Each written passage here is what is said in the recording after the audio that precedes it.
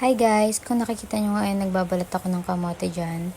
Tapos sa side ko naman ay meron ng nakabalat na patatas at saka ng carrots. Kasi nga sa apritada ulam namin yan ngayon. Then ito namang ginagawa ko para nga to sa bilo-bilo. Sinunod ko lang balatan dyan yung saging. Tapos nagpasuyo kay Gabi ng sangkalan tsaka ng kutsilyo.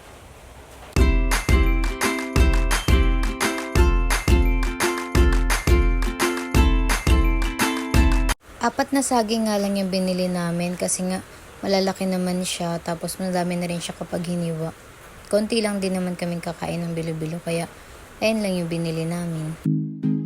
After nga niyan ay lumapit si Gabi sa akin. O baka i-bash nyo, hindi yan buntis, malusog lang talaga. Naglalampaso nga kasi siya dyan kaya paikot-ikot siya tapos pagbalik niya sa akin dala niya ng glutinous rice at saka yung bowl na paglalagyan ng glutinous rice which is ayun nga yung bilo-bilo. Tapos ginayat ko nga lang din yung kamote. Nakikipaglaban pa nga ako niyan kasi pumapalag pa. Ayaw ng kutsilyo talaga, ang liit.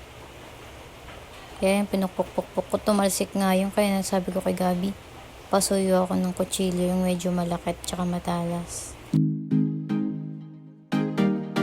Patuloy ko nga lang yung paghiwa dyan ng kamote pero malapit na rin ako niya matapos. Tapos pagbalik nga si Gabi, dala-dala niya na yung isang basong tubig para timplahin na nga niya yung glutinous rice. Tapos at saka naman namin bibilugin.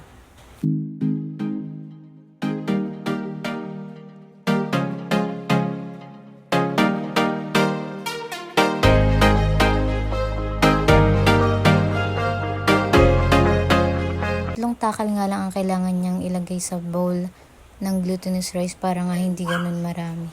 Tumalaw nga lang ulit sila Gabi at Ate Celine kasi nga wala daw silang magawa sa bahay nila. Kaya naman pumunta pa sila dito sa San Mateo para lang may magawa. After niya nga matakal yung glutinous rice, nilagyan na din niya yung pakunti-kunti ng tubig. Tapos sinalo-halo niya lang para nga matansya namin. Hindi na ako nakatiis yan, kinamay-kamay ko na. After nga nun, sinet aside ko muna yan. Si Gabi palakad-lakad, kala ko naman kung anong ginagawa.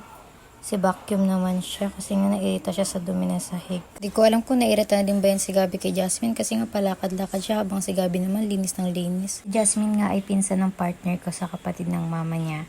Bakasyon na nga rin kasi sa school nila kaya naman nagbakasyon din siya dito kay Lola.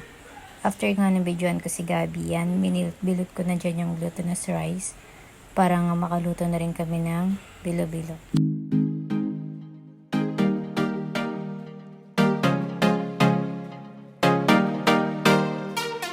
For how many hours na nagbibilot ako, ayan na nga, tapos ko na siyang mabibilot. Pagtapos nun ay pumunta na ako ng kusina para silipin si Gabi.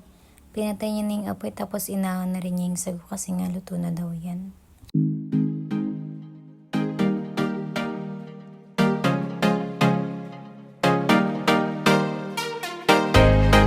Pagtapos nga magsali ng sago, ayan nga, pumunta na rin ako niya sa kusina. Nakita ko nga andyan na si Lola. Di ko na nga na-video yung paglagay ni Lola ng saging kamote, bilo-bilo, sago at saka yung gata. Kasi nga nagpahinga muna ako yan, napakatagal ko nga kasing nakaupo sa harap ng lamesa, nagbilot-bilot ng bilo-bilo. Tapos nga maluto yung mga niluluto nila, yan na kumain na rin kami.